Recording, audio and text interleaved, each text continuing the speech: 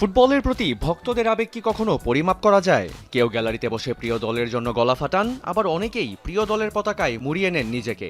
আসন্ন বিশ্বকাপকে সামনে রেখে আর্জেন্টিনার তিন বন্ধুর ফুটবল প্রেমের কথা শুনলে আপনার চোখ কপালে উঠতে বাধ্য।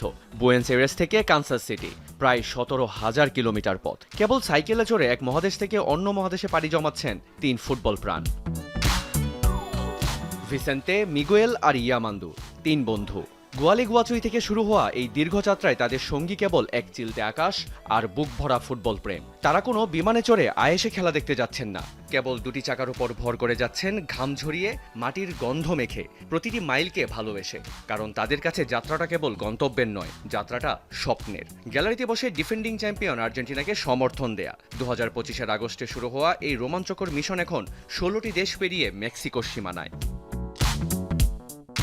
পথের বাঁকে বাঁকে বদলেছে মানচিত্র, বদলেছে ভাষা। প্যান আমেরিকান হাইওয়ে ধরে এগোনো এই পথ কখনো বাধা হয়ে দাঁড়িয়েছে উঁচু পাহাড়, কখনো বা অচেনা রোড। সবই ঠুনকো মনে হয়েছে তাদের ইচ্ছে শক্তির কাছে, কারণ তাদের জ্বালানি হিসেবে কাজ করেছে বিচিত্র মানুষের ভালোবাসা আর বৈচিত্র্য সংস্কৃতি। 16 জুন কানসাস সিটি, যেখানে আলজেরিয়ার বিপক্ষে মাঠে নামবে ডিফেন্ডিং চ্যাম্পিয়ন আর্জেন্টিনা। সেদিন গ্যালারির হাজারো মানুষের মাঝে এই তিনটি মুখ হয়তো আলাদা করা যাবে না, কিন্তু তাদের প্রতিটি দীর্ঘশ্বাসে মিশে থাকবে লাতিন আমেরিকার হাজারো মাইল পাড়ি দিয়ে প্রিয় দল আর ম্যাজিশিয়ান লিওনেল মেসিকে দেখার আকুতি।